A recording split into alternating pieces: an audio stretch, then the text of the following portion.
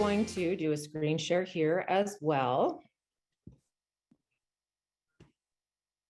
Can you see attracting and retaining great employees? Perfect.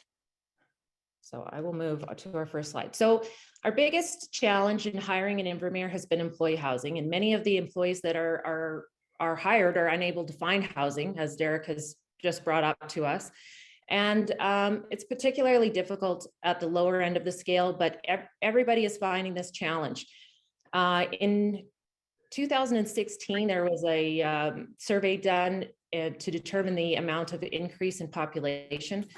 The regional district of East Kootenay was approximately an increase of 6.6. The provincial increase was around 6.6. The increase in Invermere was over 20%. So we are dealing with exceptional circumstances here. Of the 390 renter and 985 owner households, 275 of those households are spending greater than 30% of their before tax income on shelter, which means that we do have a rental affordability problem. There are up to 355 households without the income to support a median priced rental dwelling shelter cost of $1,049 a month. And there are up to 500 households in Invermere without the income to support an average strata 1-bedroom residential ownership of $1,236 a month. In 2016, the census showed that there are 125 to 140 households in Invermere with a core need for different housing, that they have a suitable, unsuitable housing due to affordability challenges, major repairs, inadequate bedrooms for their family type, etc., and they cannot afford alternative options. Most of these households are renters with 1 or 2 bedroom needs. So what I constantly hear on Facebook and out in the marketplace is, why doesn't somebody do something about this problem? And that's quite a difficult thing to answer, because alone, nobody can really solve this. This is a problem that we need to get together to solve. The need for 125 to 140 homes is a huge undertaking and has likely grown since 2016. The bulk of the need is for 1 and 2 bedroom households. And we've seen that a lot of the rental homes or homes that are available in the area have been shifted to Airbnbs, and that is also creating a bigger issue. Many of the business owners have tried to become part of the solution by buying rental properties to ensure that their employees have accommodations. And the cost for those business owners has been extremely high. Business rentals are expected to invest 25% in the cost of their home. And many of those properties that they're purchasing are above market rates, and they need significant renovations. So if you're a business owner that's been looking in the market, you're likely paying over $500,000 for one of these homes, and then likely needing to put in $100,000 or more just to bring them up to a reasonable living arrangement. Without increasing appropriate housing stock, the prices just continue to increase, making affordability an even bigger issue. So we're although we're trying to solve problems, we're also creating new problems. So if buying housing for your employees reduces housing stock and drives the prices up, how do we solve the problem? What we need to do is create new appropriate housing. And that can be a challenge, because the appropriate housing needs to look different than what our current housing stock looks like. We need to work with the various levels of government to ensure that the new housing stock remains affordable, and work with business owners to ensure that the housing needs meet their employees' needs. We need to work with the municipality to ensure that the housing reflects the needs of the community also. So there's a lot of things that have to come together in order to solve the problem. We've identified a program through the federal government called the CMHC MLI program, and this program can help us greatly solve this housing shortage. The program would allow businesses to invest with only 5% down into a rental property. So for example, on a $250,000 home, that would be about $12,500, as opposed to $60,000, which they would generally require. The program also allows the rental to be amortized over 50 years instead of 20 years, which reduces the monthly cost greatly. So for example, if you were to invest around $250,000, the cash portion of that investment would be $12,500. The monthly mortgage cost on that would be approximately $700, and you could charge $1,000 rent You would still be able to cover all the costs on that property, and including reserve funding, maintenance costs, etc., within that median rent value. If you invested in a slightly larger property, so at 250, we'd be looking at approximately a 1-bedroom home. Around 300, we'd be looking approximately a 2-bedroom home. The cash investment would be $15,000, still very low investment. Your monthly mortgage cost would be approximately $835 based on today's interest rate of 2.5%. And your monthly rent could be approximately $1,400, which would be a market rent on a 2-bedroom in Invermere. If you went to a 3-bedroom at about $350,000, your cash investment would be $17,500. Your monthly mortgage cost $975, and estimated rent at $1,600. So what CMHC requires from us is a commitment that 15% of these homes would be built wheelchair accessible. 25% of the homes would be rented at 30% of the median renter income or less for the first 10 years, and 100% of the homes would be built at 25% above the building code. No short-term rentals would be permitted, and we would have to have a business person that's able to qualify for 25% of the total loan. So what we're talking about here is right now, if you're buying a home in Invermere, something that's been available, most of those homes were built in the early 70s. Those homes are built significantly lower than code, and the cost to run those homes is quite significant. So if you have a renter in there or an employee in there, their monthly costs, although they are barely covering your expenses, would be significantly higher than if we were to build something at 25% above code. That allows them to save money on their electricity costs. It allows them to save money on maintenance because we're building long maintenance-free materials. So the advantages of this program would be that your business would be able to have long-term employee housing that could be tied to their employment contract, or as we've now understood from Derek, not tied to their employee housing contract, but you would be able to give them their 1-month notice if they were no longer your employees.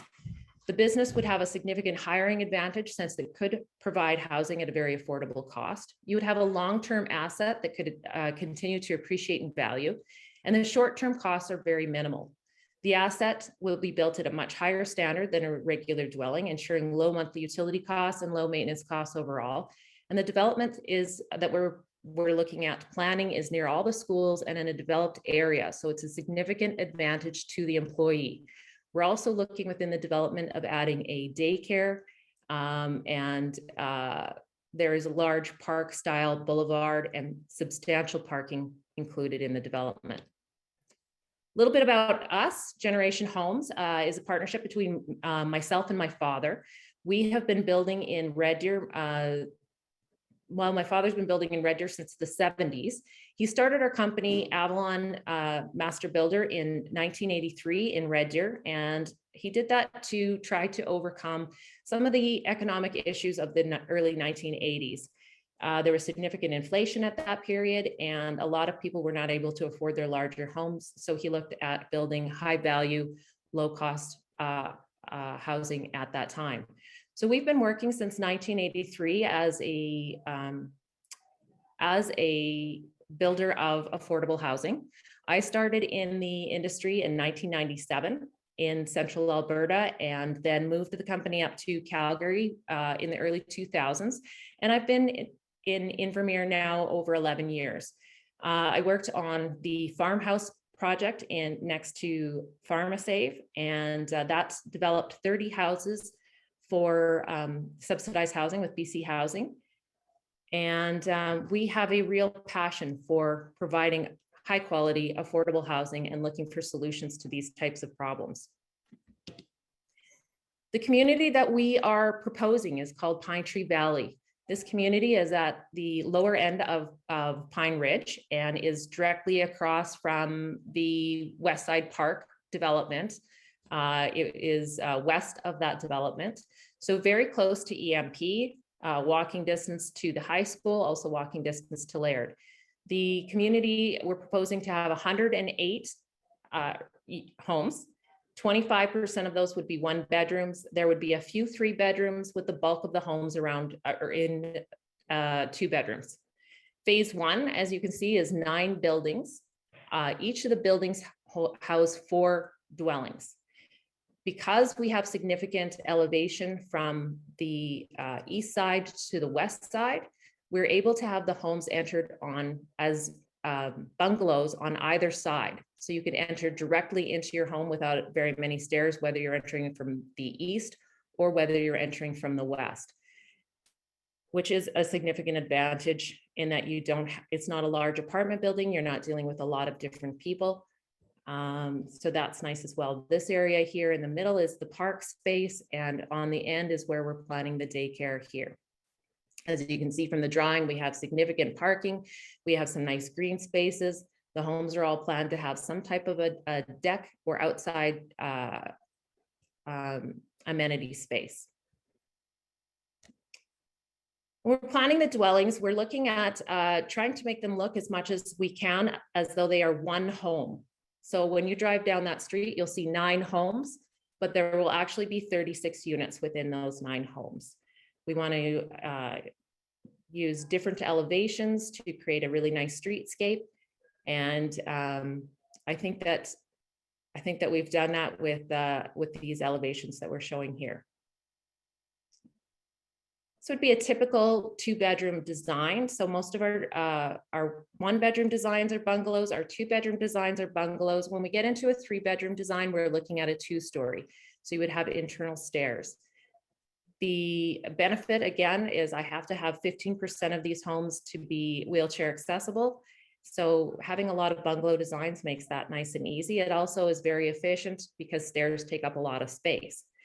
The designs are focused around large kitchen spaces, big living rooms, an open design, and then the 2 bedrooms would both have their own individual bathrooms, because we understand that a lot of these would be roommate situations. What's next? So we have received substantial interest in this concept from the business community, but in order to go to this CMHC and apply, we'll need to have $550,000 approximately invested, which is enough to cover 5% down on the first 36 homes, estimated at a price of about $300,000 each. Registration for the CMHC program begins in March and can take up to 5 months for approval. So we cannot start construction until we have that approval.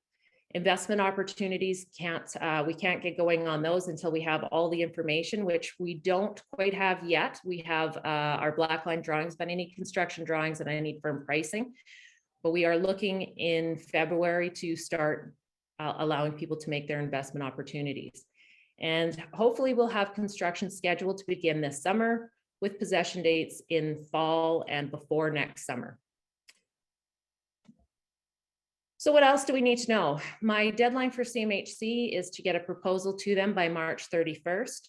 And if we aren't able to do that, we will continue to offer the homes for sale without all the benefits of the CMHC program.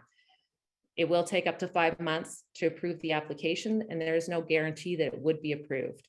There's no limit on the number of units that you could invest in. So if one particular business wanted to invest in all 36, that would be acceptable. If you don't have an employee, but you still think it's a good idea, that's acceptable as well. The concept is to provide the affordable housing to the people of Invermere. And if we need the support from the businesses to be able to do that. I'll open things up to questions now.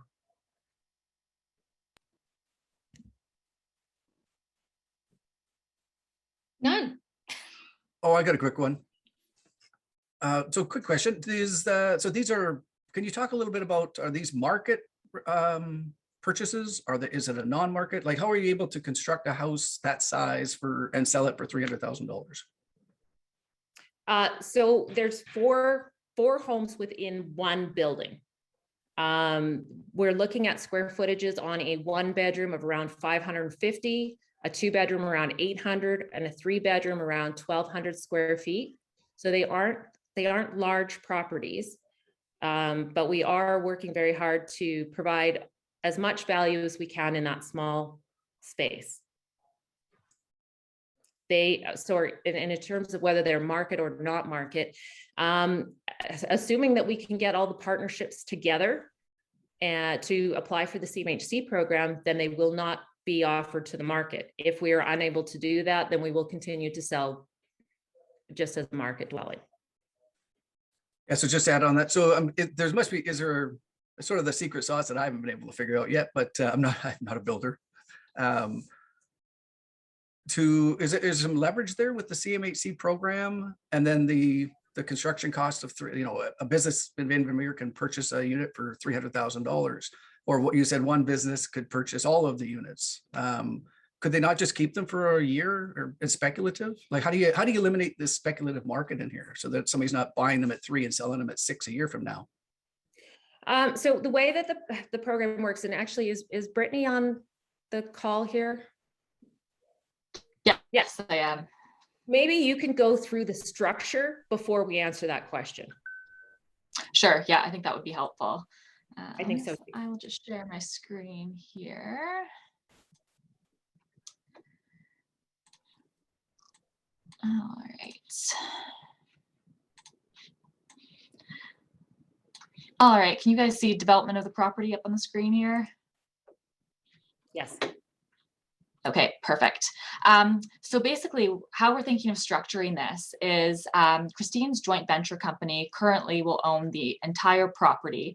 And what she's going to do is she's going to subdivide a portion of that land for phase 1. So that's those 36 units that she was telling you about.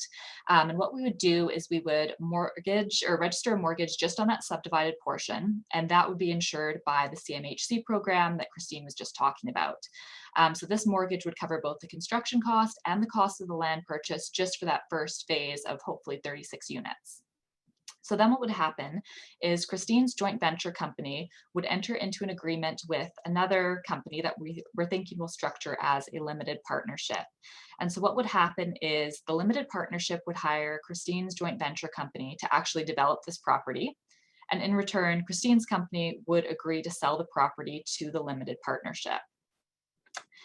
And so how the limited partnership would be structured. So basically there is a general partner, which in this case would likely be a corporation, and potentially would be the Chamber of Commerce. And that general partner would be responsible and liable for actually managing the business of the partnership, which in this case is overseeing the development of the property and then would become leasing out the units. So this general partner would hire Christine's company to actually develop the units. And then there would be all of these limited partners. So these are all the businesses or individuals who actually decide to invest in the units themselves. So there will be as many limited partners as there are units available and interested investors. So the limited partners would provide an initial partnership contribution. So this would essentially represent the down payment for their unit. And their liability would be limited to their contributed capital. But in return for that, they can't actually engage in managing the partnership business. So they can't be involved in overseeing the development or in the leasing of the units. So what would happen is they would enter into a lease agreement with the general partner, and they could then sublease their units to tenants or to their employees. So this is how we kind of foresee the structure working. This, of course, though, is dependent on the mortgage lender requirements. So this is all very preliminary, but this is kind of how we foresee it working as of right now.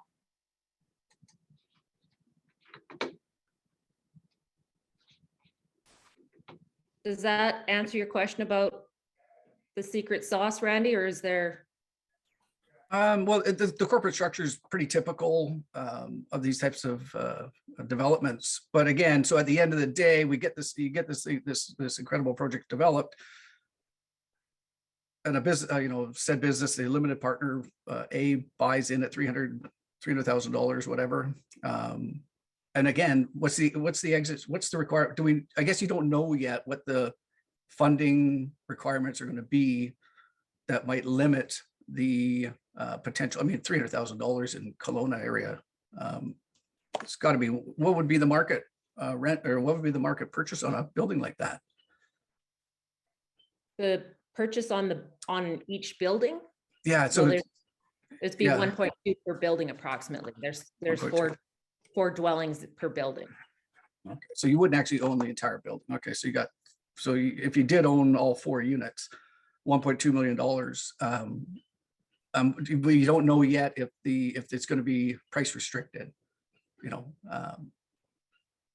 Sorry, you know, 'cause- which well, was, if you bought in for 1.2 million today, in 2022, the building was constructed, your employees were in there for a year, and you decided to sell your business and exit out of the development, and the market had gone, and that assessment on that property's gone up to 1.5. Could the business then sell it for 1.5 million and make a profit of $300,000?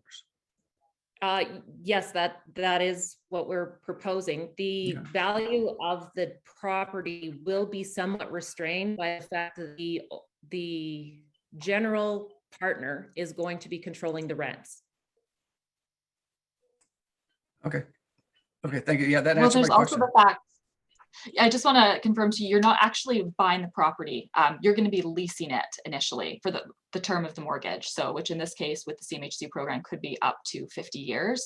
So then at the end of that 50-year term is when we would be looking at, you know, selling the property. Now, as a partner, if you wanted to exit sooner, that would be something that we'd have to incorporate into the partnership agreement. It would likely be something like you would have to find a person to sell to, and that would all be worked out within the partnership agreement itself. But really, you're leasing the unit until the end of that mortgage term, and then it would be to be determined what would happen with the units afterwards. Okay, that's clear. Yeah, thanks. Yeah, again, I'm not a developer, just trying to figure all this stuff out and get some housing for employees. But yeah, thank you. That's very clear.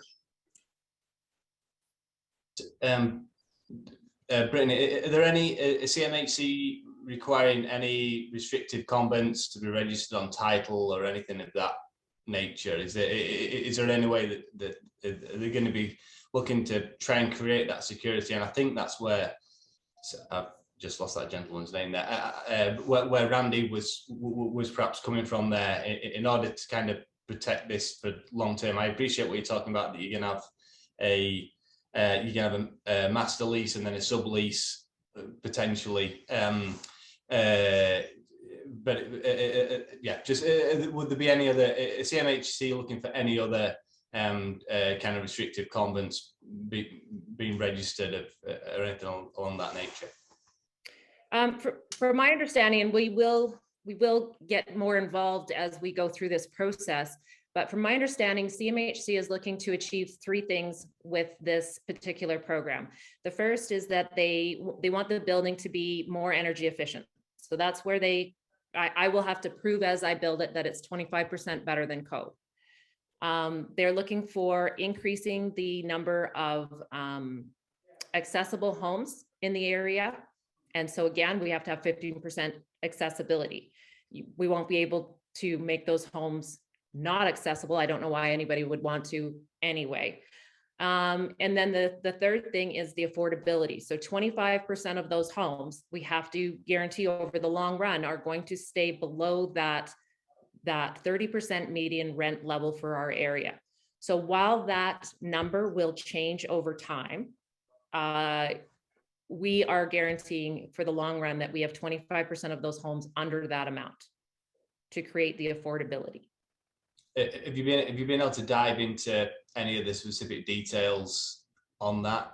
I've kind of looked at this a little bit previously with the but yeah, if you could perhaps share any of the details that you're referring to there, how you're going to establish those market rates and how you anticipate, like who's going to be the partner that's going to be geared negatively, right? And how you see that, just the exact specifics that they're going to be looking for on that, and how that's going to be measured. I've just got one last quick question. Your approximate price per square foot on the construction is what? I actually haven't worked out a price per square foot. We just did an estimate based on our last build, that the homes that were about 800 square feet came into about 300,000, and that's where our estimate is right now. I don't have construction drawings, so until I get those, I can't really price it, and pricing is changing on a monthly basis. So I I would like to give you a firmer answer on that, but until I Yeah. have it Okay. actually priced, there's not much I can do there. With regards to how does that rental amount get calculated, CMHC has the numbers for each area as to what that 30% median rate is. The number that I used in my presentation was the 2016 number of 1,025. So that number is likely higher today than it was in 2016. But we don't have a firm number on what it would be today. They've estimated it at probably about 1,300, but I like to make sure that I am on the safe side there because we don't want anything to be misrepresented. So when we looked at how we're going to make sure that the people that nobody ends up getting sort of less than what they feel their value is we do that by managing the size of the properties. So one of the concerns that I've heard over and over and over again is, well, you can't force people to keep a property affordable. And that is certainly the case. If you build an 1,800 square foot home and you offer it as an affordable property for $800 a month, as soon as somebody else buys that home, they are not going to offer it at $800 a month. The key to keeping things affordable and making the whole system work is that you're building the right square footage. So when we build a 550 square foot home and are able to sell that at $250,000, if you look at market rents on a 1-bedroom home, they're approximately $1,000. So it all works out. If we have 25% of the homes built as 1 bedrooms, 25% of them will remain under that threshold. If we were to build them all as 2 or 3 bedrooms, we would have a real problem. Does that make sense? Absolutely. And I just wanted to interject there real quick as well. In my community, we haven't had a developer come forward up until recently with a proposal like this. So, I mean, hats off to Christine's development company this is a lot of work to put all these pieces together. Like the intent and purpose here is really, it seems to be very good. And yeah, thanks, Christine. Thank you, Randy. It has a bit of a dance. I wish there was still land in Ucluelet that we could sell you. Michael, you have a question? Yeah, actually, I'm Mike. I don't know how my name ended up formal on there, but somehow. Anyway, couple questions. Actually, I got a few bullet ones here. Is it restricted to Invermere businesses to buy, or could anyone buy? Could a non-business owner buy as an investment? Like who can participate? Right now, Mike, sorry, I'm more interested in seeing this community get off the ground than I am worried about restricting. So as I've said before, I need those commitments from people in order to go to CMHC, and I am not going to restrict it, because if I restrict too much, there's a chance that this will all just fizzle out. So right now I have no restrictions on who can buy or how many they can buy. They just have to understand the criteria that's going to come there is that they don't necessarily have complete control over the rent. That will be handled by the general partner.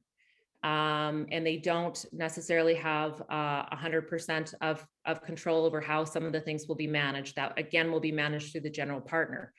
So as long as you understand those criteria, I am super keen on having anybody who's interested to invest, because even if our investors aren't local to the Invermere market, the homes that we will be providing still are.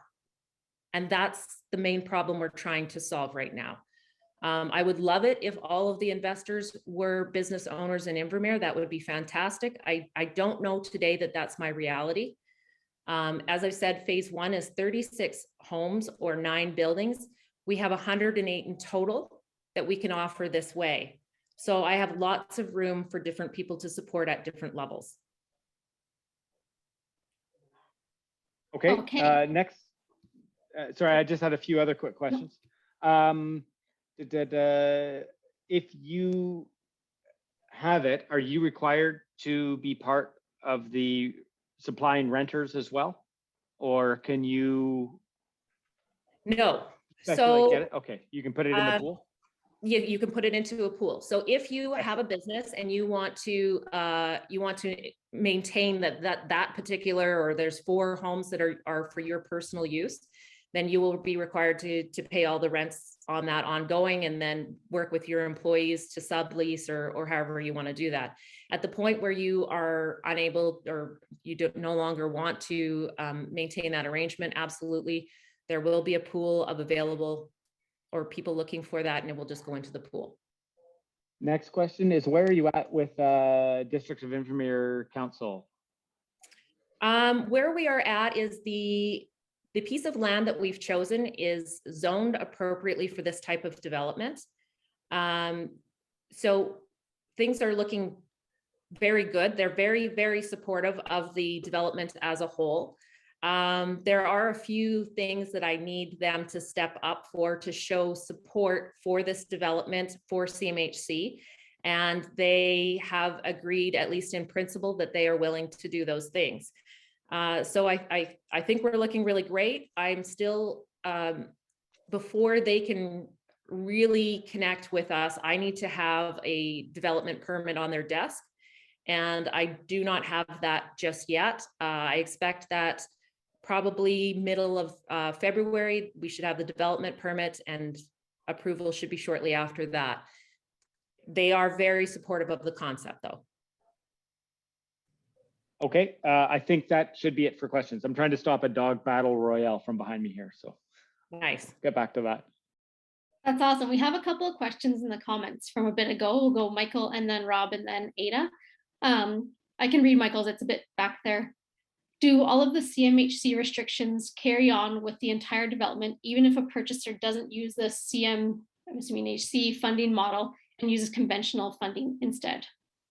So I guess, so could someone buy a building, just go get a mortgage? So if you wanted to just buy it conventionally, absolutely, we could create like phase 3, we could opt out of that CMHC financing model and you could just own it. That would not be a problem. At that point, we would probably have to create a strata for that phase because I don't want to put in 20-meter roadways. So if we have one owner, which is that general partnership that we're talking about, I'm not required to put in 20-meter roadways. I'm only required to put in 6-meter roadways, and they can own those roads. If I was to do this as a conventional build, conventional sale, we would have to stratify that phase. But okay, yes. Understood. But the units in the first phase, that's all you want to participate. You're actually leasing it rather than purchasing it. I've learned a lot since I posted that question. Okay, thank you. And then there's one from Robin there. I'm not sure if you can see it, Christine. You said the CMHC program requires 25% above building code. Do you mean the energy step code, which would mean reduced operating costs in building? No, so the CMHC program is a federal program, and the step code is a provincial program. So they don't exactly connect. The way of measuring them is different.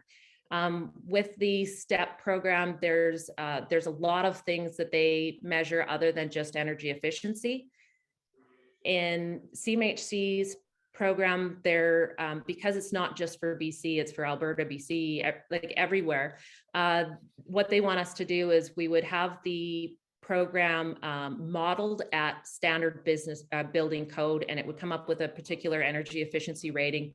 We would then model our type of construction, and it would need to be 25% more efficient than building code. So it is, step code is different than what they're asking for. Does that fully answer the question? Also, this specified window to construction of this moving target of step code, it isn't really included in that because we're looking at building code, and building code is it isn't really increasing every couple of years. So we are looking at just being 25% better than building code. The type of construction we're planning on would be significantly better than 25%, so that's not a big concern for us.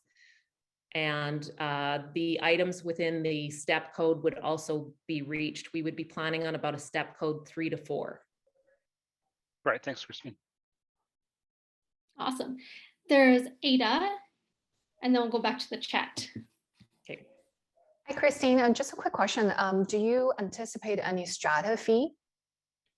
There will be maintenance costs. It's not a strata per se, because the general partner is the managing arm of this entire concept. They will provide some type of reserve funding for repairs. There will be, if there's necessary snow removal or grass cutting costs, they will determine what those are and set those up in the rental agreement.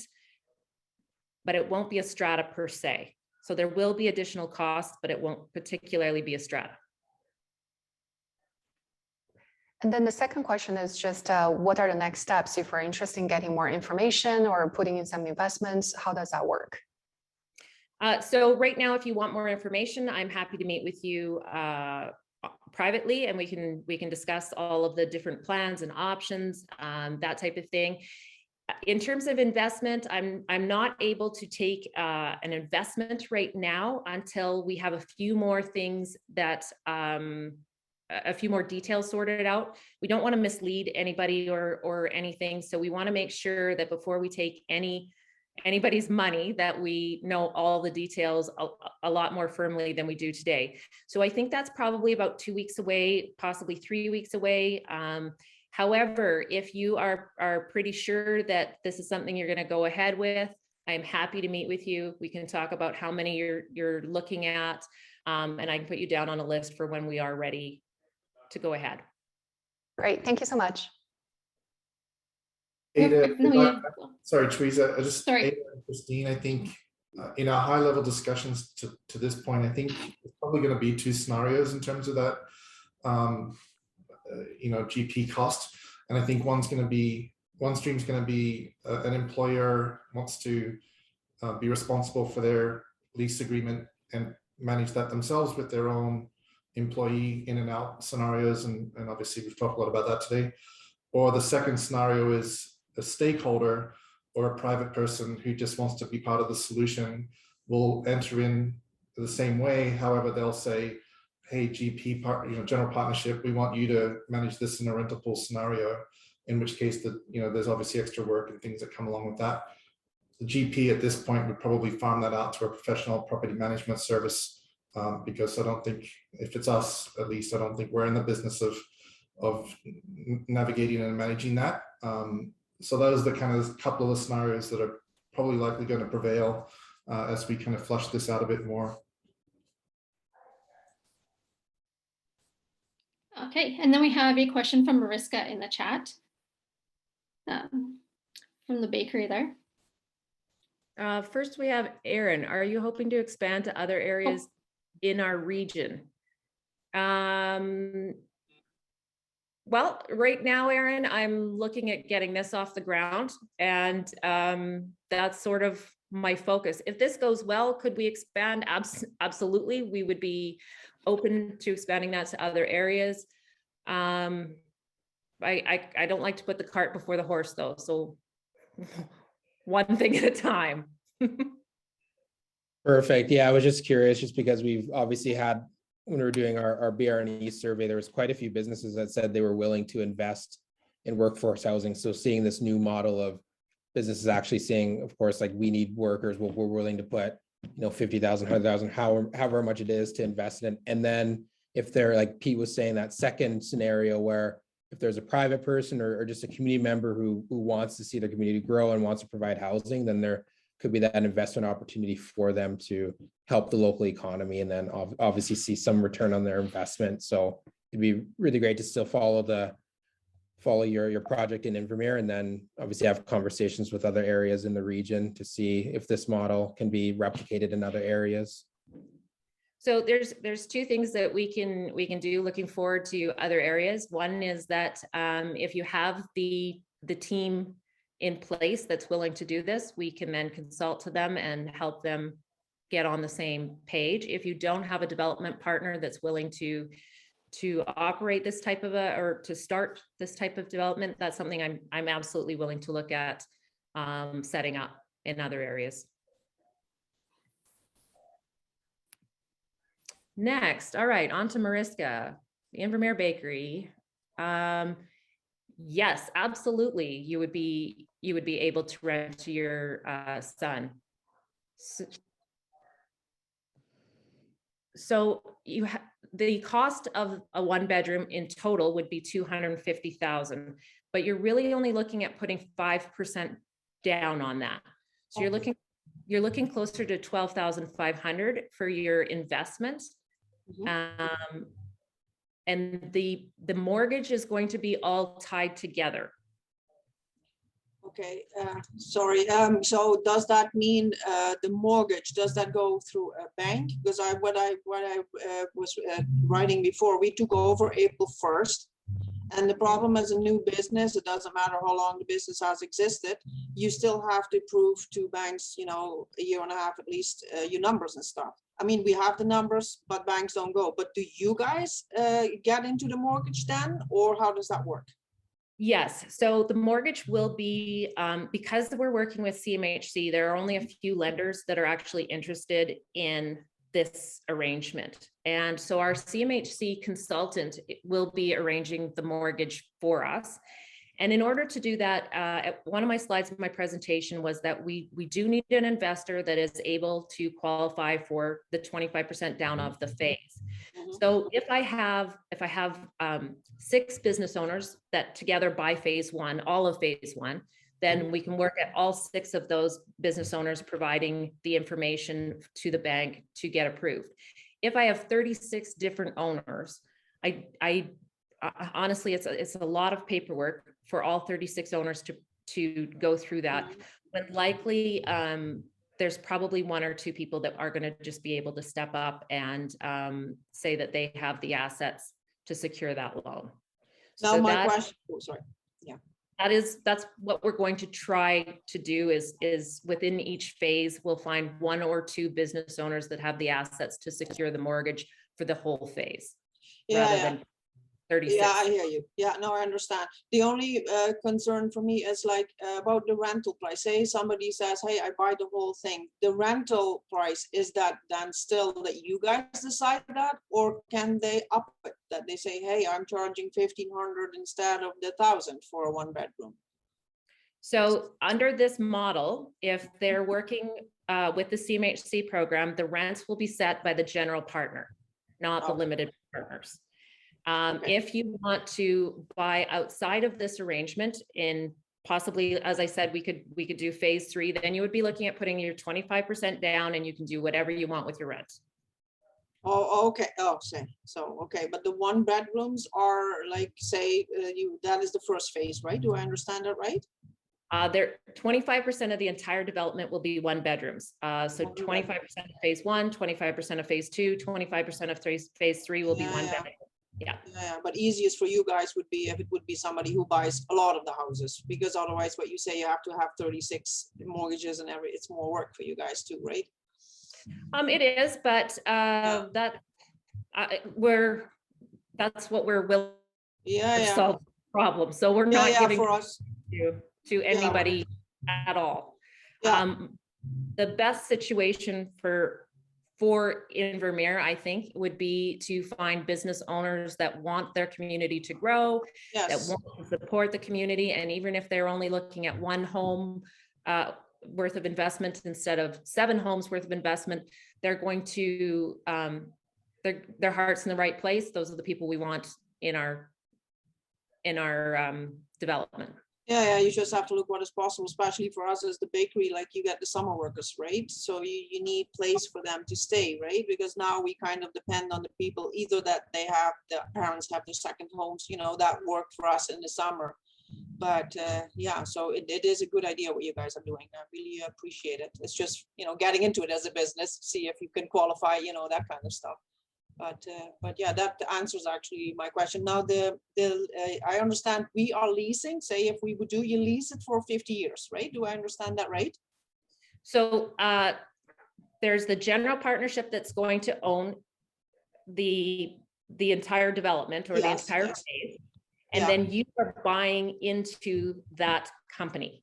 Okay. So you own a piece of the company rather than an actual physical dwelling. Okay. And then you are able to lease, if you want private use, you're able to lease that dwelling. Yeah. Thank you for explaining. I'm sorry. I'm just new, totally new to this.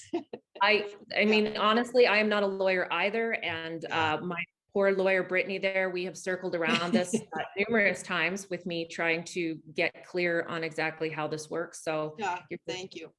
Yeah. Yeah. And the printed, oh, sorry. The same, Mariska, I think we're all trying to just find the best solution. What's incredibly advantageous for us is that we don't have something that's been existing as a model for 10 years that we're trying to now tweak into something else. That's like, we're kind of building it based on what we think this model could best benefit this project, right? So we have that luxury of going to CMHC and saying, okay, you tell us what these guidelines are, and we can kind of build this to suit if this is what seems to make the most sense for everybody. And a little bit to Randy's point, the investors and the folks that are going to be involved in this, they highly discourage them from looking at this from a cash grab in terms of you know, flipping your property in 5 years. This is not the intention, I think, of this particular development. If you want to get into that game, you go private, you go your own thing and have at her. The magic of the CMHC model is to allow those businesses like yourselves who have just purchased a business in the last, you know, year and a half that doesn't have that, like you said, as much as your business has been around for 40 years, in the eyes of the bank, they're like, no, you know, your history doesn't count as much. So hopefully, if we get the right mix and the right level of number and level of folks, we can kind of make this happen where yourself could get in for that 5%. Your 50-year amortization really lowers your risk in terms of a monthly commitment.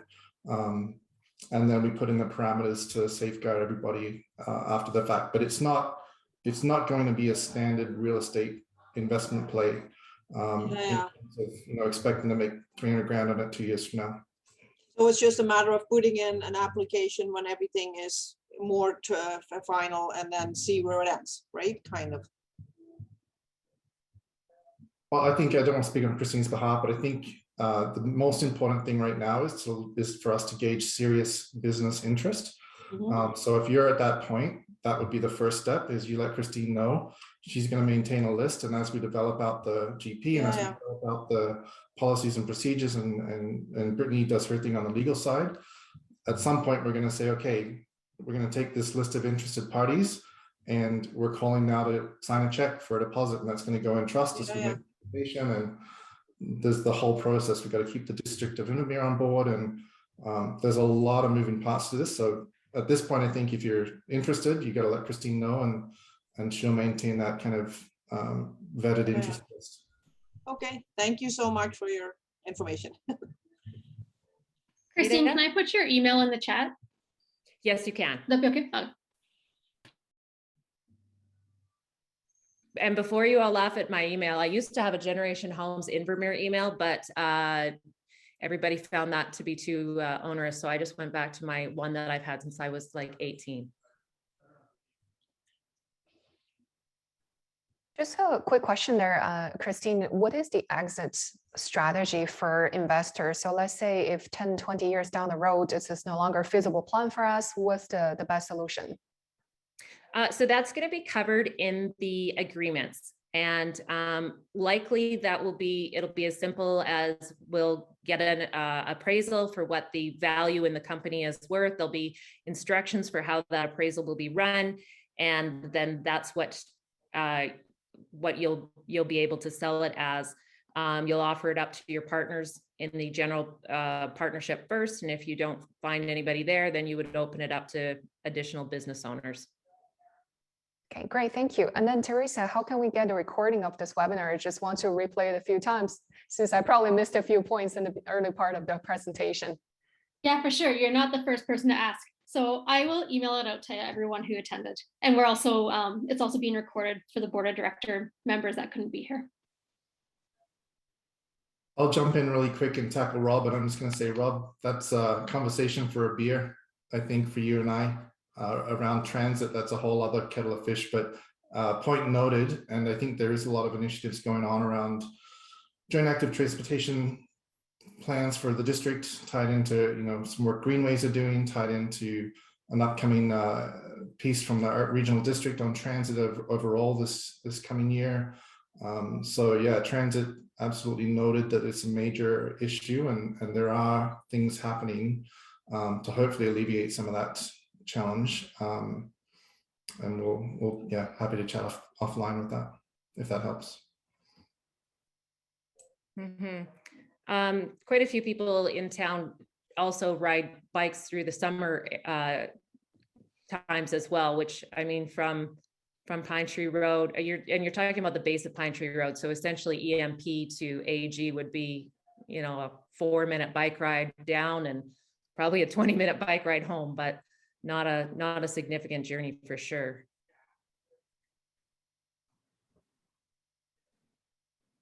Is there any other questions?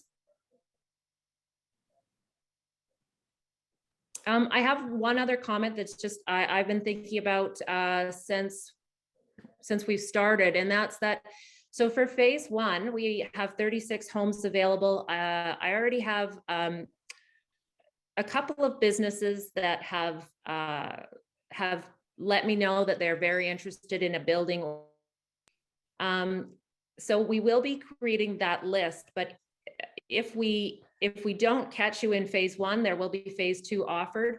The reason why we're phasing it, there's a number of reasons why we're phasing it. First of all, so we can get going with CMHC.